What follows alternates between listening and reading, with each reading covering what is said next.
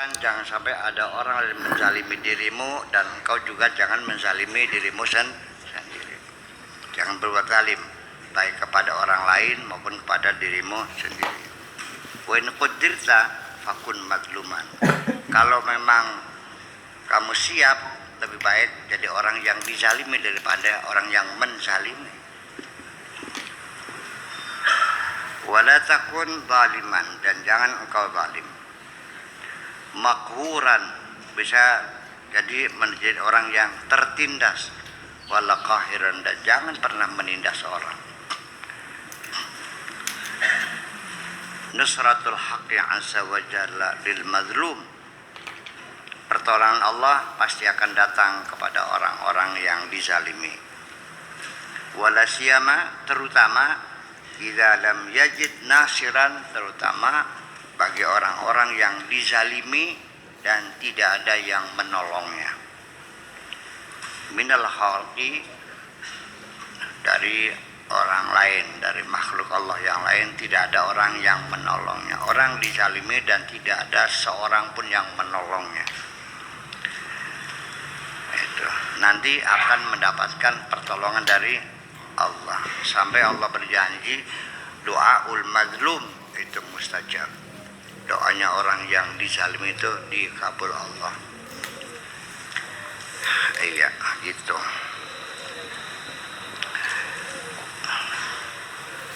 Nabi sallallahu taala alaihi wasallam anhu qala idza tulima man lam yajid nasiran, ketika ada orang dizalimi lalu dia tidak menemukan orang yang menolongnya, ghairul haqqi, selain Allah subhanahu wa ta'ala azza wa jalla, fa innahu yaqul, maka Allah akan berkata kepada dia,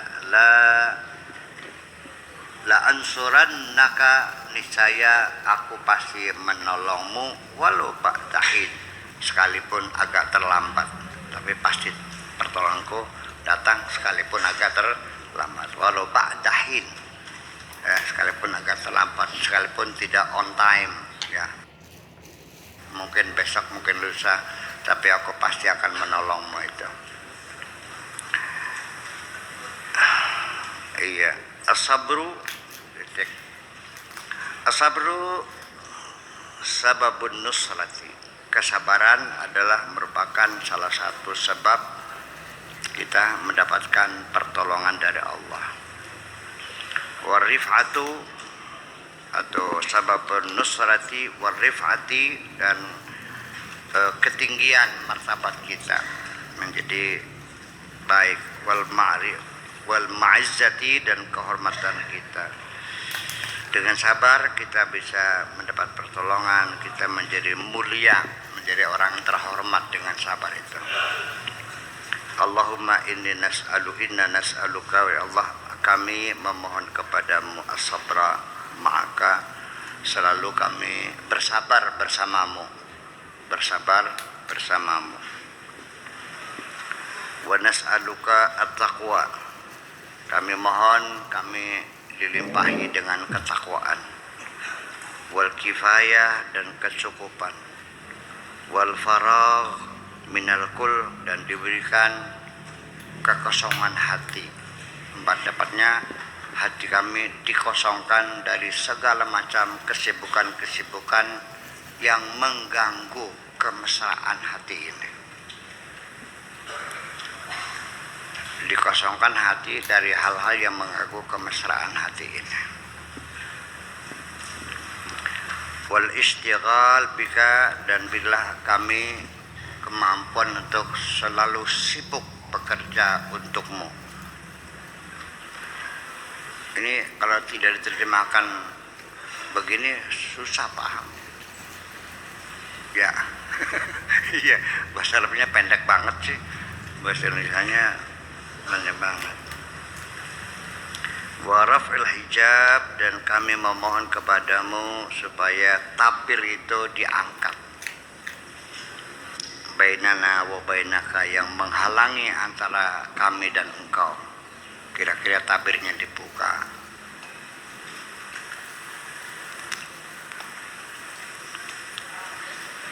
Titik irfa'ul wasaita, angkat saja mediator itu, perantara kamu, bainakum wa bainahu, antara kamu dan antara Tuhanmu. Sudah, jangan pakai perantara berhala, jangan pakai perantara duit, jangan pakai perantara, langsung aja to the point, langsung saja face to face, langsung berhadapan sama Allah. Ya, belajar begitu. Nah,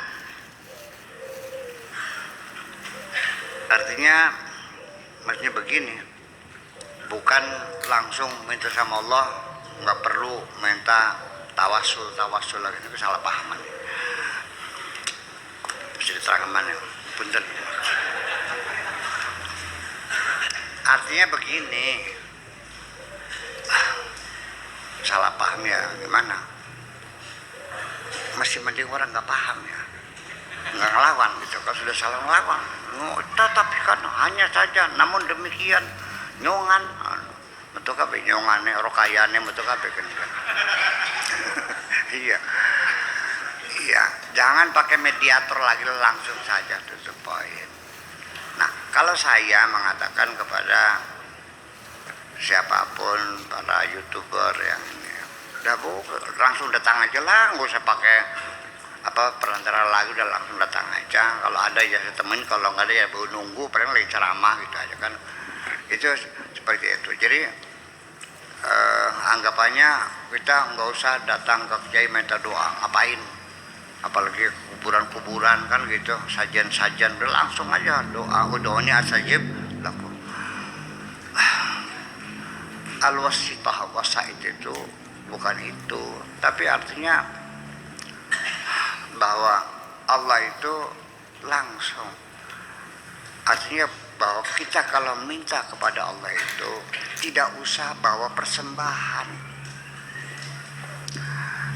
tidak ada persyaratan Allah meminta bahwa untuk dikabulkan doamu itu harus malam Jumat Kliwon jam sekian, kemudian harus berpakaian, nggak ada kok gitu tuh. Terus kayak ceplok aja katakan. Ya kalau kamu ngelamar kerja atau ikut tender kan persyaratannya melampirkan KTP, NPWP, kan begitu. Allah mah enggak kok,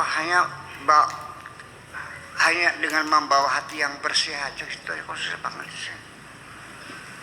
Itu. Jadi ceritanya bukan ke tawasul ini ceritanya gitu maksudnya mah. Iya. Nah, tawasul mah itu mah namanya rekomendasi. Apa salahnya sih orang merasa dirinya kotor? Kan bagus toh. Merasa dirinya belum dekat dengan Allah. Kemudian ada seseorang ulama besar yang betul-betul saleh, yang dinilainya lebih mustajabah, dia kenal Allah, datang pada dia pakai tolong doakan aku lah, kan logis kan. Lah ya iya, maunya di sini ada orang pengen ikut proyek di Indramayu atau punya proposal, kan datang pada saya, punya kan kenal Koropayan kan, ya datang, Buya tolong dong dia kan wajar. Saya tampilkan mohon yang bersangkutan diberi kemudahan. Terima kasih atas segala bantuan. Kan logis, bukan saya tidak mengabulkan, tetapi karena ada rekomendasi dari saya sebagai orang yang sangat dekat, kan lebih mudah dikabulkan. Itu aja kok. Masa logika begitu nggak bisa diterima, nggak boleh, ngaco sih Ram.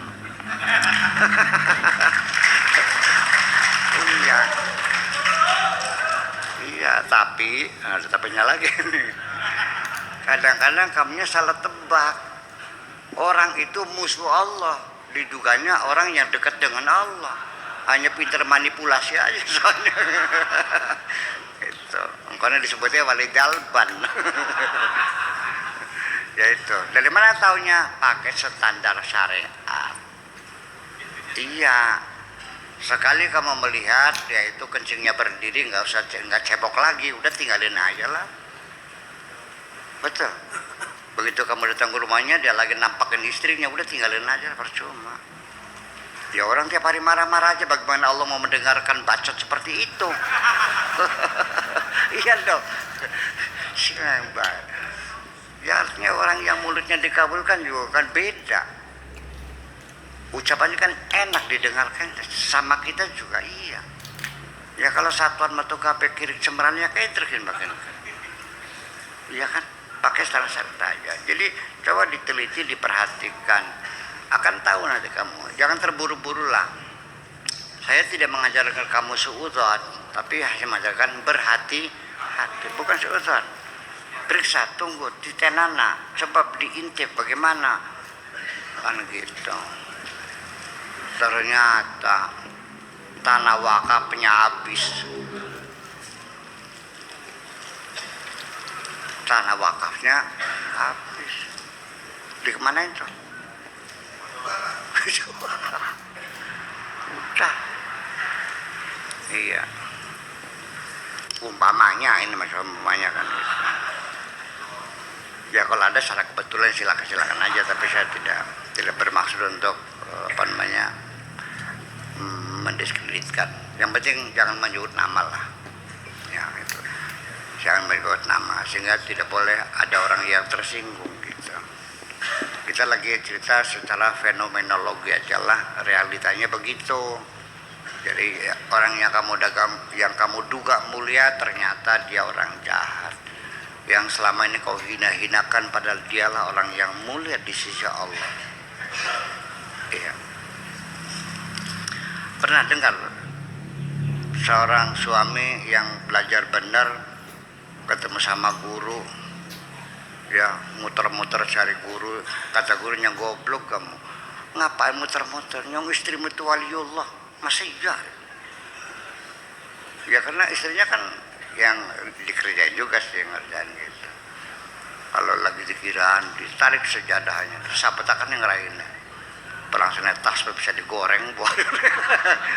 Masa itu wali, masa masih ngerjain gitu. Akhirnya kata gurunya, pulang aja lah sana, istri kamu udah hebat kok, ngapain. Begitu pulang, di depan rumah istrinya berdiri, baru tahu lo ya. Nah, itu kan terjadi seperti itu. Kita tidak menduga ya orang yang hebat di samping kita. Saya barusan dengan Pak Naib dibilang kita ini kadang-kadang terkena Arab Syndrome. Arab Syndrome tuh menganggap mereka lebih hebat dari kita. Kalau kita mencari teladan seorang panglima perang yang tidak pernah kalah, selalu menyebutkan Khalid bin Walid, gitu. Ada pelacur yang jadi wali selalu menyebutkan Rabil Adawiyah. Padahal di sini juga banyak panglima yang tidak pernah kalah. Jenderal Sudirman juga perlu kita banggakan. Ya jauh-jauh Rabil Adawiyah. Ini kan kaget terempuk tobat. Iya kan? Lah iya sih, mana? Saya tahu sendiri kok. Pulang pakai jilbab lagi, jamiahan lagi. Saya kan memperhatikan. Nah itu yang kita kurang apresiasi kepada yang karena hati kita menghinakan orang asalnya. Jadi nggak pernah disadarinya. Di sekitar kita banyak teman-teman kita yang mengorbankan semua yang dimilikinya untuk orang lain, ada aja. Iya, bukan hanya dongengan yang ada di sana. Iya kan? Ada nggak di sini seorang ustadz ngaji al-turutan di satu musola di kampung yang jauh, tidak ada yang bayar, minyaknya beli sendiri, nggak ada patungan? Banyak. Nah itu kan ikut menyebarkan Islam, tidak ada yang membayarnya, hanya lillahi ta'ala. Wa ma as'alukum alaihi min ajrin in ajriya illa ala rabb. Masih ada kok. Yang kalau dipanggil ceramah pasang tarif ada enggak?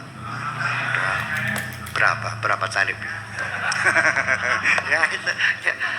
ya beragam lah. Di sana juga banyak begitu, di sini juga banyak gitu. Jadi artinya kita nggak usah jauh-jauh lah mencari kemuliaan jauh-jauh. Di sini juga banyak. Asal kita teliti aja. Nah, itu. Ya, kenapa kamu tidak menemukannya? Kamu karena ada kesombongan juga di dalam hatimu itu, sehingga tidak bisa melihat kehebatan orang lain. Betul? Ya. Apalagi kalau orang hebatnya agamanya lain, kamu menghinakan, lah akhir neraka. Karena agamanya lain sih. sektenya lainnya apa sekte kok mazhab lah, karena beda mazhab sudah diyakini masuk neraka. Jadi yang masuk sealam dunia ini agama lain gak masuk surga, mazhab lain surga, suku lain masuk surga, torikot lain gak masuk surga, titik tem masuk surga. Ya, saya kasih tahu jujur ya, surga itu luasnya langit bumi. Wasari'u ila maghfiratin mir rabbikum wa jannatin arduha samawati wal ardh. Tapi neraka itu padat, saking kecilnya, saking sempitnya. Iya, sampai ditanya hal muliti, hal mimazid, terus padat turun, nampaknya mangga juga. Ya, artinya sampai dijejel karena saking padatnya. Ya bagaimanapun juga nyong neraka itu tempatnya orang bersalah, ya kan begitu. Yang tidak mendapat remisi, tidak dapat ampunan. Di dunia juga kalau orang yang bersalah di mana taruhnya? Di penjara. Yang tidak bersalah di luar. Luas mana penjara dengan alam dunia? Begitulah kira-kira, beli paham. Dikiranya surga tuh kota kecil gitu berkiranya. Mana lah.